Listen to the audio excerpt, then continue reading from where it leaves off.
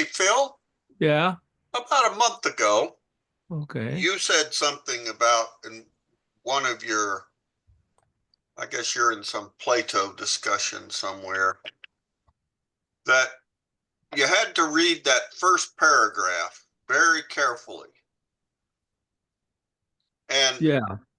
that was what my Plato teacher, we would often, in reading Plato, we'd spend a week or more on that first Sentence. paragraph, you know, Sentence almost. Yeah. almost the first sentence, Yeah. and it often, having gone closely over that, changed the way you would read the entire rest of the dialogue, Yeah. you That's what know, I think. and it's something that requires often a lot of looking things up historically, too. You have to find out where you are and what the setting is and things like that and who's there and what they did and Yeah. like I what. didn't know I didn't know the background about being the three cities. I mean that was very, very important to me to understand that they actually went down Oh, yeah, instead of yeah, going up. yeah. In fact, when we did the Republic, I think one of the things that was pointed out is that that very first sentence echoes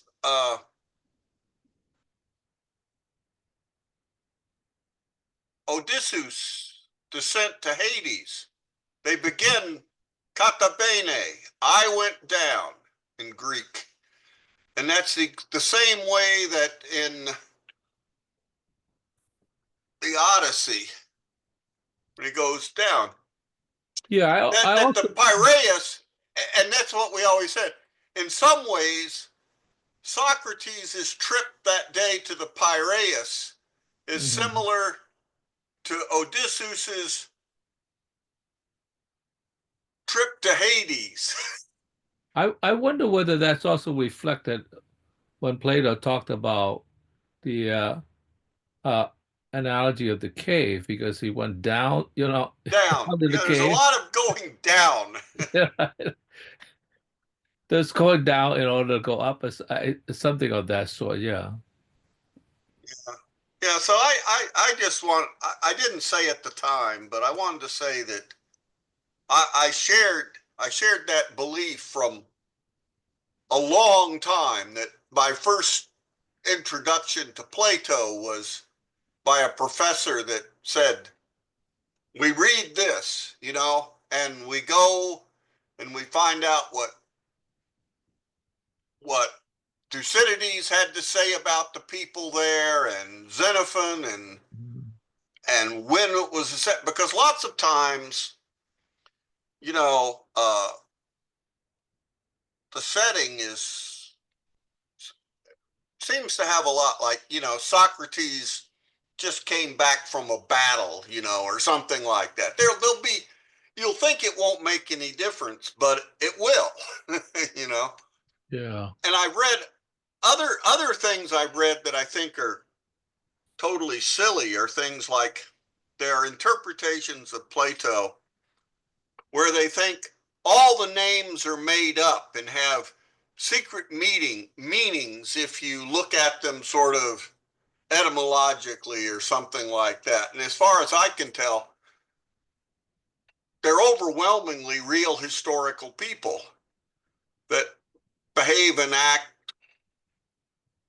the same way that what else we know about them as historical people do, Uh, so That so all there are other ways that people interpret, and then there are those that just pull out the conversations and try and make them like they're like analytical arguments, and they put them in some sort of logical notation to see if the arguments are valid or whatnot. And these people are deluded in a way, I think. I'm not, if I'm offending people on here, I'm sorry, but Phil and I are just discussing Yeah, and Plato. although it does seem like in order to understand it, which is way beyond my understanding, you have to have so much background that in a sense that you in a sense have to give up like, well, I can never really complete this. Too many details. Yeah, and some will be lost or Yeah. totally lost. You have to know roughly what, an aristocrat of the 300 late early 300s would have to know after the end of the Peloponnesian War, one of Plato's peers, because they would a lot of those people would have been young, they would have been boys, not participated so much in the war perhaps, but they would have known. I mean, these were their relatives. These generals and leaders were,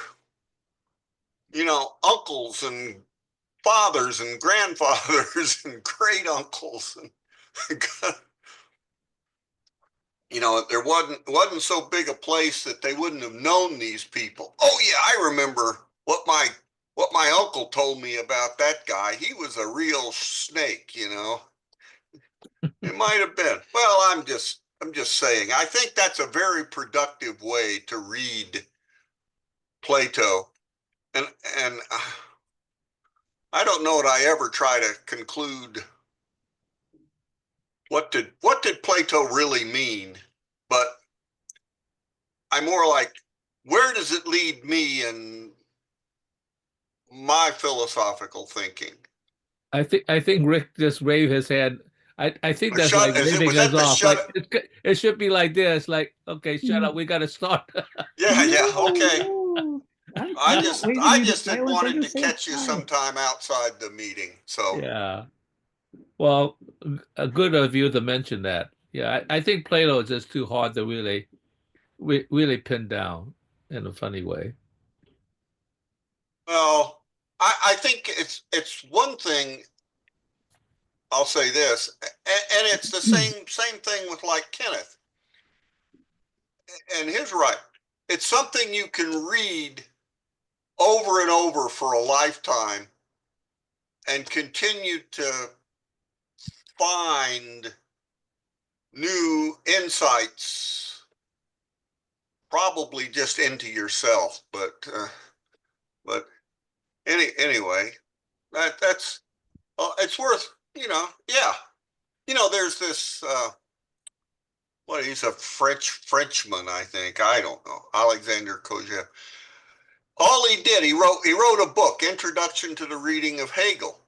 And all he did was read Hegel for his entire, he didn't read anything else, as far as it was sort of like, this is, I've read Hegel for a long, long time, and this is what think I learned. And he wrote it down.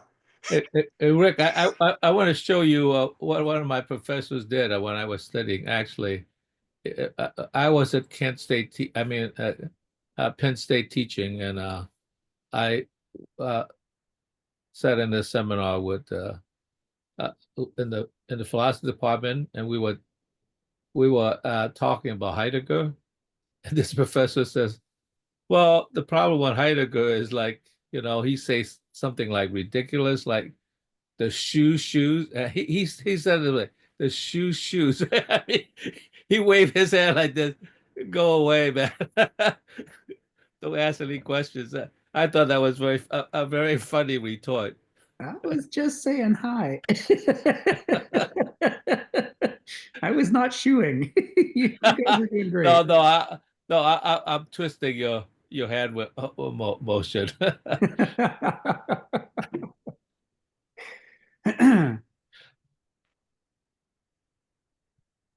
Welcome, Retail everybody. sins.